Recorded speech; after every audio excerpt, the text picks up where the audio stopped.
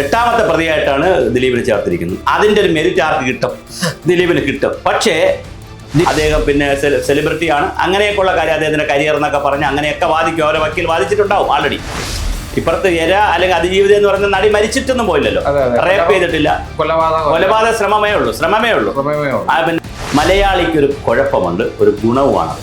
മലയാളി നെഗറ്റീവാണ് പല കാര്യങ്ങളിലും, ഒരുപാട് കാര്യങ്ങൾ നെഗറ്റീവാണ്.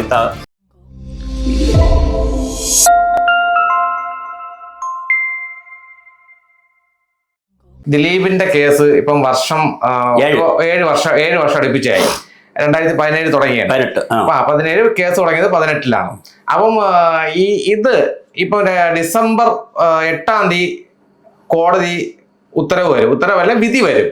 ദിലീപിന് പോസിറ്റീവ് ആയിരിക്കും നെഗറ്റീവ് ആയിരിക്കും? എന്തായിരിക്കും സാറിന്റെ വിധി? പൾസുവിനി പോലെ നോക്കുമ്പോൾ 8-ാമത്തെ ആളെ ഉള്ളൂ. ആര്?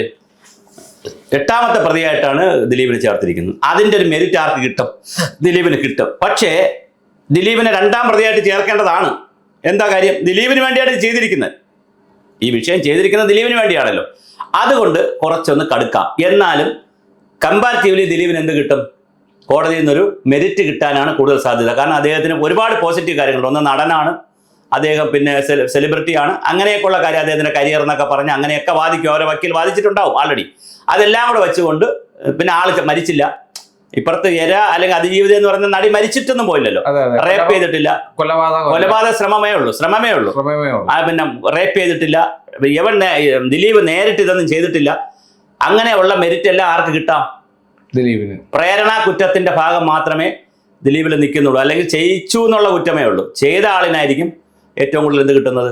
ശിക്ഷ കിട്ടാൻ സാധ്യതയുള്ള. പൾസുനിക്കായിരിക്കും നല്ല ശിക്ഷ കിട്ടാൻ സാധ്യത. അതും കൊലപാതകം, തൂക്കുകയറൊന്നും സാധ്യതയില്ല. അതിനൊരു സാധ്യതയില്ല. ഇപ്പം തന്നെ എനിക്ക് തോന്നുന്നു 6-7 വർഷം ജയിലിൽ കിടന്നിട്ട് 7 വർഷത്തോളം കിടന്നല്ലോ. അപ്പൊ ഇനി വിധി വരെ 14 വർഷം പറ്റുവാണെങ്കിൽ അങ്ങനെ, അല്ലെങ്കിൽ കിടന്നത് കണക്കാക്കി പോകും. ചിലപ്പോൾ 1-2 വർഷം കൂടി ചിലപ്പോൾ കിടക്കണമെന്ന് പറയുമായിരിക്കും. മനസ്സിലായില്ലേ? കിടക്കേണ്ടി വരുമായിരിക്കും. അപ്പൊ അതുകൊണ്ട് അത് പറയാൻ പറ്റത്തില്ല. നമുക്ക് എത്ര വർഷമാണ് വിധിക്കുന്നത് നമുക്ക് പറയാം. ഇത് ഒരു പക്ഷേ ഈ വിധിയിൽ ദിലീപിന് അനുകൂലമായിട്ട് വന്നാൽ അതിജീവിത സുപ്രീം കോടതി പോകും. അതാണ് ഞാൻ ചോദിക്കാൻ വന്ന. ഉറപ്പല്ല, തിരിച്ചായാലും പോകും. അതിപ്പോ തിരിച്ചായാലും പോകും, ദിലീപ് പോകും, സുപ്രീം കോടതി പോകും. അതിപ്പം അതിജീവിതയ്ക്ക് അനുകൂലമായിട്ടാണ് വിധി വരുന്നതെങ്കിൽ ഇവരെല്ലാരെയും വളരെയധികം കഠിനമായി ശിക്ഷിക്കുകയാണെങ്കിൽ തൽക്കാലം അവർ ജയിലിൽ പോകും. പക്ഷെ അതിനൊപ്പം എന്ത് പോകും? സുപ്രീം കോടതി അപ്പീൽ പോകും. തിരിച്ചാണെങ്കിൽ അതിജീവിതയുടെ ആളുകൾ എവിടെ പോകും? സുപ്രീം കോടതി പോകും. അതുകൊണ്ട് ഇപ്പൊ തീരൂല ഈ കഥ. തീരൂല കഥ. ഇനി 4-5 വർഷം കൂടി. ഈ ഒരു ഇത് തുടങ്ങിയ ശേഷം ദിലീപിന്റെ കരിയറിനെ വലുതായിട്ട് ബാധിച്ചെന്ന് മാത്രമല്ല, ദിലീപിന്റെ ഒരു സിനിമ ഇറങ്ങിയല്ലോ ഈ ഇടയ്ക്ക്, മറ്റേ യൂട്യൂബർ, എന്റെ പേരെന്നൊരു മറന്നുപോയി, നല്ലൊരു സിനിമ ഇറങ്ങിയ ഞാൻ പോയി കണ്ടതാണ്. അദ്ദേഹത്തിന്റെ ദിലീപിന്റെ വൈഫ് യൂട്യൂബറാണ്. ഞാൻ പോയി കണ്ട സിനിമയാണ്. ഞാൻ ഫാമിലിയായിട്ട്. മനോഹരമായ സിനിമയാണ്, നല്ല സന്ദേശമുള്ള സിനിമയാണ്. പക്ഷേ എന്തുകൊണ്ട് സിനിമ പൊളിഞ്ഞുപോയി? ഞാൻ 2-ാം ദിവസമാണ് പോയത്, തിയേറ്ററിലാരും ഇല്ല. എന്തുകൊണ്ട് പൊളിഞ്ഞുപോയി? മലയാളിക്കൊരു കുഴപ്പമുണ്ട്, ഒരു ഗുണവുമാണത്. മലയാളി നെഗറ്റീവാണ് പല കാര്യങ്ങളിലും, ഒരുപാട് കാര്യങ്ങൾ നെഗറ്റീവാണ്.